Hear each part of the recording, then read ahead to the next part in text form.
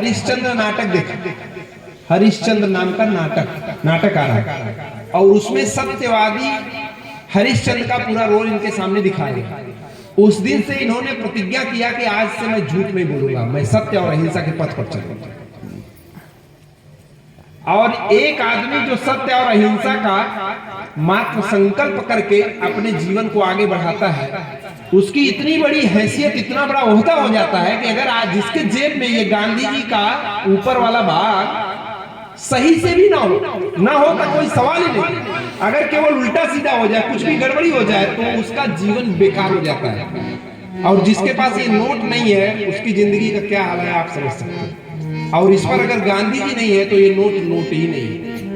ध्यान से देखिए, बात बहुत छोटी सी है। केवल एक नाटक देखा था गांधी जी ने, और हमारे आपके बच्चे कितने सारे नाटक, कितने सारे फिल्में, कितने सारे अश्लील गाने वो देख रहे हैं हमारे आपके सामने। आप देखिए क्या हाल होगा हमारे बच्चों का, हमारे परिवार का, हमारे समाज का, हमारे देश का, हमारे संस्कृति का, और क्या हो चुका है। हम क्या थे, क्या हो रहे हैं और क्या होंगे अभी, इस बात को आप ध्यान से देख लीजिए। तो कहीं न कहीं हम अपने परिवार, अपने बच्चों का जीवन और उसका बेड़ा गर्क कर रहे हैं।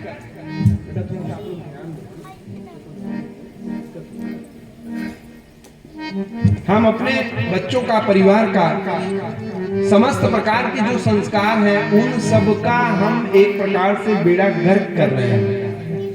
हम अपने घर में छोटी छोटी चीजों के लिए लड़ते रहते हैं। एक औरत अपने आदमी से लड़ती है कि हमको फला जगह ले चल करके दर्शन करवा दीजिए, तीर्थ यात्रा करना, दुर्गा जी का, वैष्णो जी का, जिसका भी मन में श्रद्धाएं होती, हमको दर्शन करा। और वही औरत अपने घर में माता पिता बुजुर्गों का अपमान करती रहती है। तो आप बताइए क्या वो दर्शन सफल होगा? हो सकता है क्या? आप ही लोग गाती हैं कि घर ही में मंदिर बनैबे, तीर्थ घूमे नहीं जइबे, घर ही में मंदिर बनैबे, तीर्थ घूमे नहीं जइबे।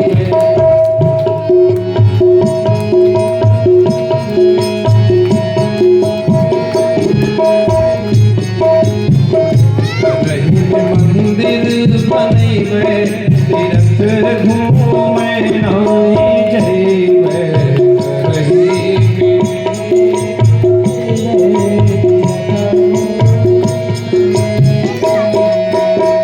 सासु के देवी ससुर जी के देवता, सासु के देवी ससुर जी के देवता, पति जी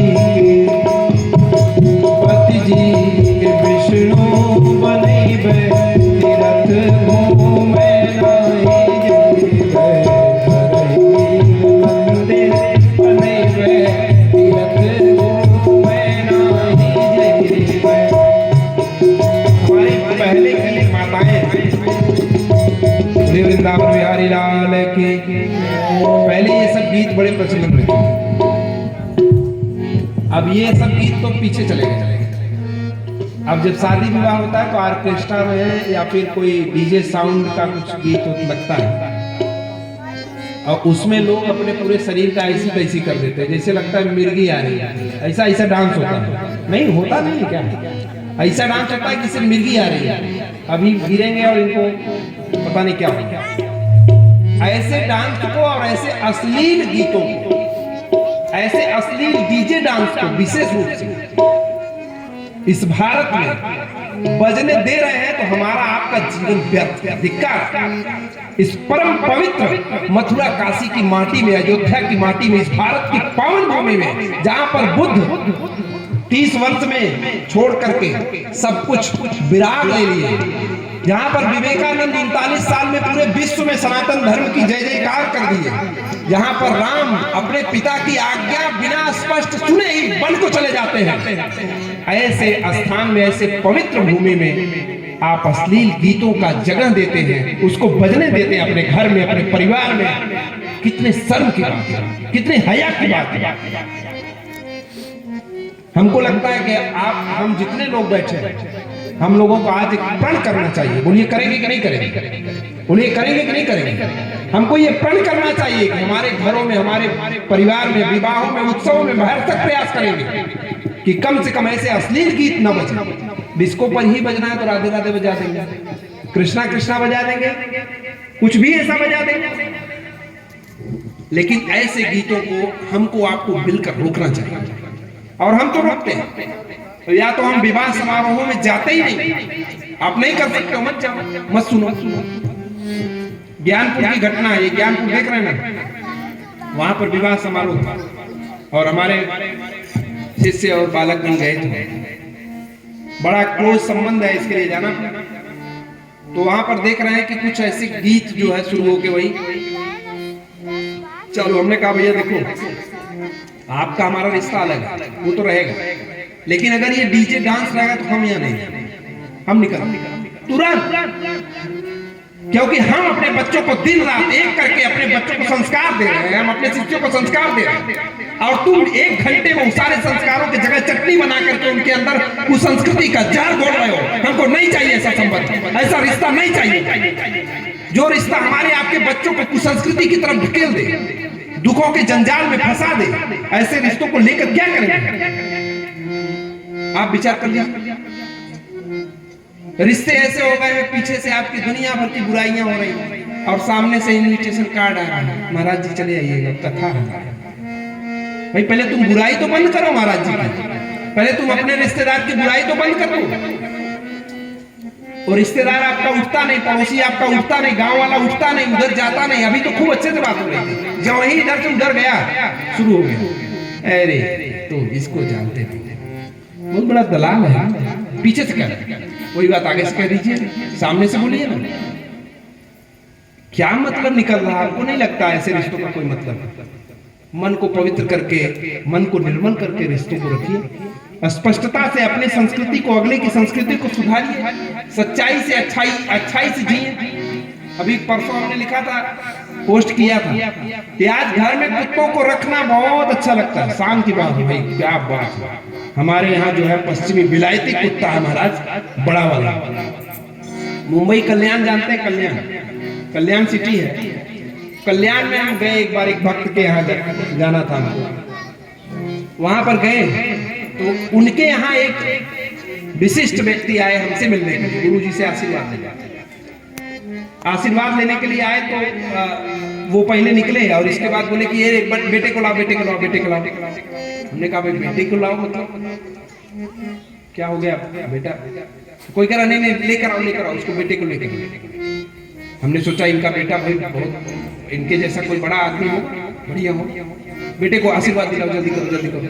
अब गाड़ी में है कि बड़ी कम से कम 25-30 लाख की गाड़ी में से वो बेटा निकला हुआ, और इसके बाद जो है कि 2 जन उसको लेकर के आए, है ना? आ बेटा आज आज आज आज आज आज गुरु जी का आशीर्वाद। हमने देखा कुत्ता है तेरी की है, क्या कर रहा है? हमने कुत्ते को तुम बेटा बना रखा है। अपने माँ बाप को माँ बाप नहीं कहता, अपने गुरु को गुरु नहीं कहता, अपने बेटे को बेटे नहीं कह सकता। गौ माता के लिए तुमको जगह नहीं है, धिक्कार है तेरे ऊपर। कुत्ते को तुम बेटा बना, जिसको छूना नहीं चाहिए, धर्म में संस्कृति में पाप लगता है, उसको तुमने बेटा बनाया। गौ माता को मरने के लिए छोड़ दिया। वाह वाह रे मनुष्य, जिसने तुमको दूध पिलाया, ऐसी गौ माता, ऐसी माता मर रही है।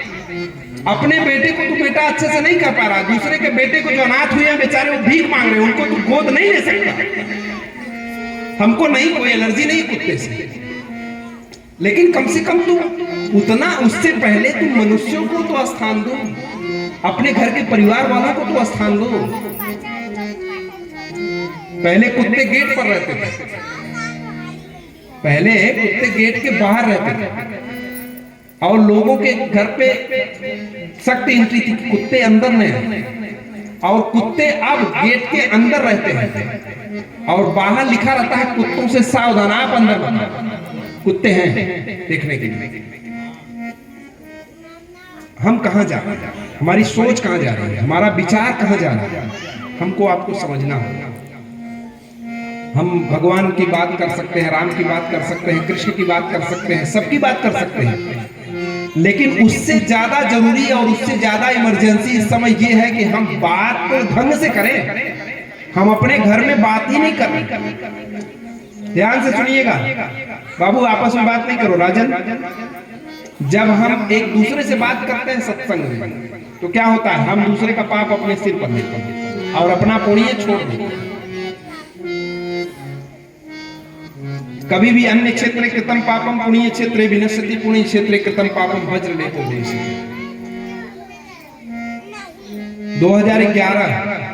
2010-11 में मोदी जी की भविष्यवाणी हमने किया कि आप भारत के प्रधानमंत्री बने और 2014 से भारत विश्व गुरु की तरफ बढ़ेगा। ऐसे नहीं बोला, साधना चैनल पे पूरा रिकॉर्डिंग है उसकी, हमारे YouTube चैनल पे है, वशिष्ठ जी महाराज या ऋषि अध्यात्म ज्योतिष संस्थान वाले चैनल पे ये वीडियो पड़ा है अभी भी। इसके बाद योगी जी का, माननीय और बहुत सारे लोगों का भविष्यवाणी, व्यक्तिगत, सामाजिक, राजनीतिक और प्राकृतिक बहुत सारी भविष्यवाणियां करी। हमको कभी कभी अंदर से ये तकलीफ होती है कि मैं ये भविष्यवाणी क्यों करता हूं। कभी कभी हमको अंदर से इस बात की तकलीफ होती है कि अगर कोई गलत चीज है, उसकी भविष्यवाणी या कुछ गलत होने वाला है, उसकी मैं क्यों कर रहा हूँ। फिर ये सोचता हूँ कि एज ए ज्योतिष बहुत सारे लोग सवाल उठाते रहते थे। पहले ज्योतिषी नहीं बोले, अब कोरोना आ गया तो बोल रहे, अब फलाना आ गया तो बोल रहे, है ना, होता है ना, इसलिए करना पड़ रहा है। अब मैं सब ज्यादातर चीजों की भविष्यवाणी कर रहा हूँ पहले से। अभी जो अकाल मृत्यु हो रही है, आप लोगों को पता है, हर ज्योति को भी पता है, ये बहुत पहले से मैं बता चुका हूँ। हार्ट अटैक वाली जो घटना जो हो रही 30 से 50 के बीच में, ऐसी बहुत सारी चीजें अभी और स्थितियां भयंकर होने वाली हैं। अकाल मृत्यु क्यों हो रही है, अचानक सडनली लोग क्यों जा रहे हैं, कोरोना क्यों है, प्रश्न है ना ये सब मन में। और ये अनसुलझी पहेली है, इसका अभी तक वैज्ञानिक भी हल नहीं दे पाए। आपको बता दूं क्यों ऐसा हो रहा है, बता दूं, सुनना चाहेंगे? राधे राधे बोलकर हाथ उठाना पड़ेगा। जय जय श्री राधे। आप ध्यान से देखिए, एक गाय का आचरण निश्चित है, एक शेर का आचरण निश्चित है। शेर मांसाहारी है, चाहे यहाँ का हो चाहे अमेरिका का। गाय शाकाहारी है, चाहे यहाँ की हो चाहे लंदन की ना? कुत्ता मांसाहारी है कहीं का भी, बिल्ली मांसाहारी है, लेकिन बैल शाकाहारी है कहीं का भी। लेकिन मनुष्य कह सकते हैं कुछ, ये शाकाहारी है कि मांसाहारी है कि सर्वाहारी है, क्या है, कुछ कह सकते हैं? कोई निश्चितता है? मुंह से पानी पीने वाले सभी जीव जो मुंह लगा के पानी पीते हैं सभी शाकाहारी हैं, एक मनुष्य को छोड़कर। जिनके नाखून तिरछे हैं और बहुत कठोर हैं वो सब मांसाहारी हैं और सबके सॉफ्ट हैं। सभी तो शाकाहारी जीवन निर्वाह कर रहे हैं, लेकिन मनुष्य का कुछ कह सकते हैं? नहीं है, मनुष्य का ठिकाना नहीं है ना। ध्यान से देखिए। अब आप इसी तर्ज पर आइए, यहाँ जो भविष्यवाणी की बात है। भविष्यवाणी कैसे करता है?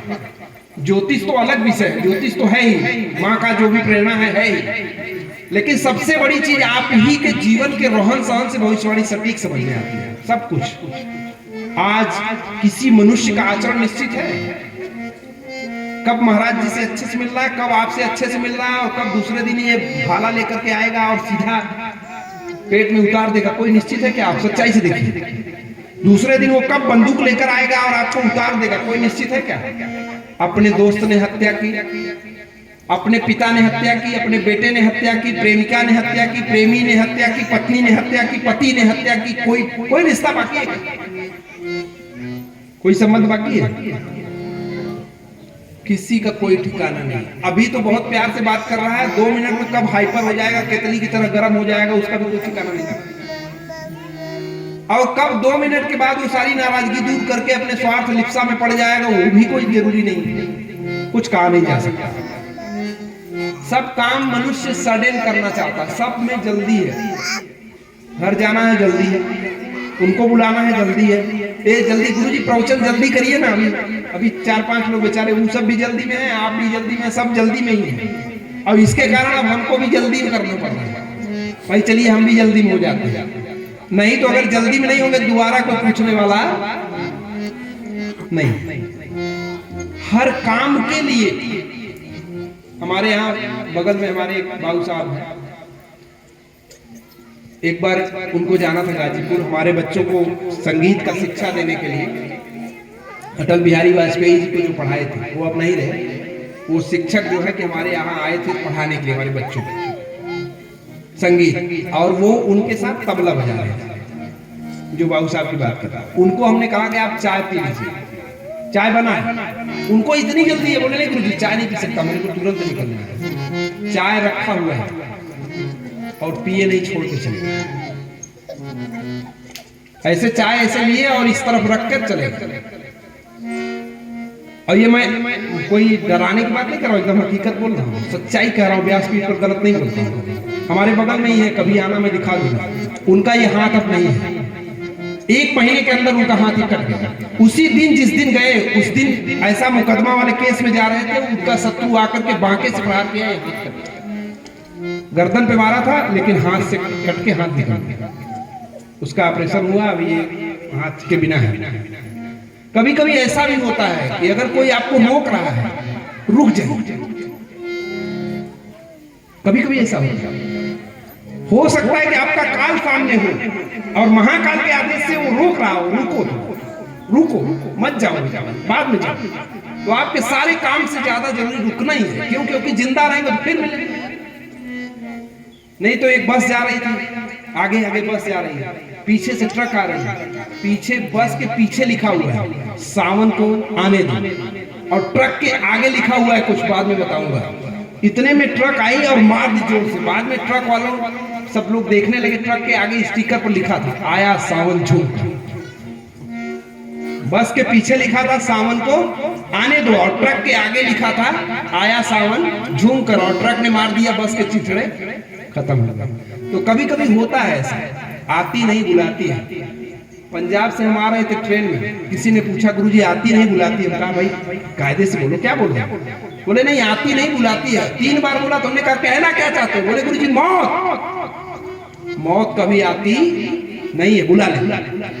उसको क्या करते भाई, हम उसके गुलाम हैं, वो हमारे गुलाम थोड़ी ना। वो आएगी, बोले मौत आ गई, आ नहीं गई, वो बुला ली। जिधर आना होता है इधर आ जाता, इधर में।